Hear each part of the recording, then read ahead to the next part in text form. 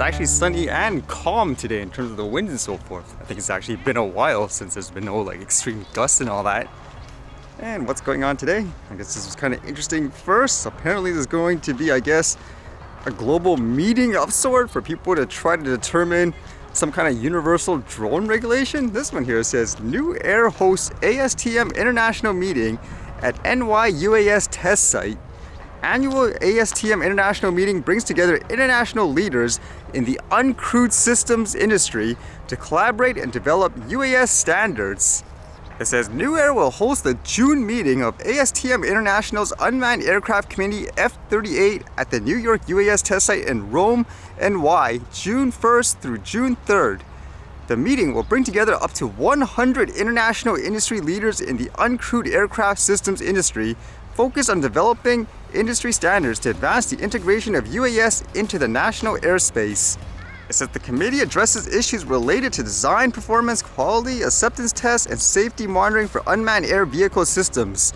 Stakeholders include manufacturers of unmanned aircraft systems and their components, federal agencies, design professionals, professional societies, maintenance professionals, trade associations, financial organizations, and academia. Not one word of hobbyists and stuff. Is this a case, again, like with everywhere else in the world, where a lot of these boards, per se, there's no actual, let's just say, recreational operator. It's all commercial. It says over 600 members are involved in this multinational initiative, all participating actively within a three-tiered subcommittee structuring focusing on airworthiness, flight operations, and operator qualifications. And I guess as an example of what they've done, it says one key standard that New Air has helped ASTM International establish was a small UAS parachute recovery system standard. New Air has validated multiple parachute recovery systems on multiple drone platforms since the standard was published in late 2018. Having an SUAS parachute recovery system validated to the ASTM standard opens a wide range of commercial opportunities for companies by enhancing their safety case with the FAA when applying for their waiver to fly over people. Again, I don't know if this is necessarily a good thing overall, because when you have these types of, I guess, meetings and all that, you should have accurate representation of everybody, and that should include, for example, someone doing it for fun, like a hobbyist. Whereas in this case, it seems, again, it's all commercial and so forth. And I guess with companies, this was kind of interesting. Apparently here in Canada, they're officially banning Huawei 5G networks. This was, I guess, a conversation that's been happening a long time. This one says, Canada bans Chinese tech giant Huawei from 5G network. Decision comes loaded with implications for national security and diplomacy. The federal government has banned Huawei from working on Canada's fifth-generation networks over security concerns, a decision critics say was long overdue. The move puts Canada in line with key intelligence allies like the United States, which have expressed concerns about the national security implications of giving the Chinese tech giant access to key infrastructures. The government is also banning ZTE, another Chinese state-backed telecommunications firm. The government policy statement posted online says the companies will have until June 28, 2024 to remove or terminate 5G equipment from Huawei and ZTE. Makes me wonder if that would include things like their phones, like just regular hardware and so forth, or people will be able to use those still. I would imagine they would. It says they'll also have to remove or terminate any existing 4G equipment provided by the companies by December 31st, 2027.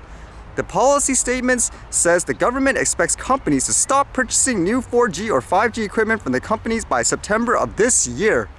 So pretty swift, it seems like.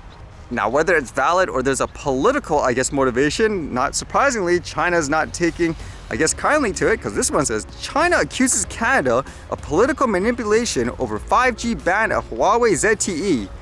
Speaking at a regular news conference in Beijing Friday, Chinese Foreign Affairs Ministry spokesman Wang Wenbin said Canada's decision runs counter to market economy principles and free trade rules and has seriously damaged the rights and interests of Chinese companies. And saying here, China will make comprehensive and serious assessment of the situation and take all necessary measures to safeguard the legitimate rights and interests of Chinese companies. Actually, it's kind of an interesting thought too in terms of Huawei and political stuff. You guys remember when that Huawei executive was arrested here in Canada because of a request from the US? And then all of a sudden, China detained 2 Canadians, which was the 2 Michaels. And in terms of trades and stuff, actually maybe people forgot about this, but China actually started to ban like products from Canada. Like you could argue there was a safety concern, but it dealt with canola oil. And now just recently they, I guess, allowed it again because of the shortage due to things like the war and all that. But it makes you wonder, was that politically motivated as well? This was actually really recent. For example, this one article says China ends ban on Canadian canola amid global shortages of cooking oils. And this one says Canada says China has lifted ban on Canadian canola after 3 years. And just in terms of some details for those who weren't aware of it, it says a 3-year Chinese ban on Canadian canola has come to an end according to the federal government. In a joint statement released Wednesday afternoon, Trade Ministry Mary Eng and Agriculture Minister Mary Claude Bibeau said China has reinstated market access for 2 Canadian grain trading companies that have been prevented from exporting canola seed to China since March 2019. And why that's a coincidence of sorts, it says in March 2019, the Chinese government blocked canola shipments from Canadian companies Richardson International Ltd and Fatera Inc. by suspending their licenses, alleging the detection of pests in canola shipments. The move followed the arrest of Chinese tech giant Huawei's chief financial officer, Meng Wanzhou, in Vancouver a few months earlier. So you have to wonder there, honestly, was that politically motivated just due to the timing and all that? Because it would be a little, I guess, hypocritical if that's the case anyways, where they did that because of that arrest and all that. But a world in war still, I guess. Doesn't have to be with weapons and so forth. Here, it could be with trade.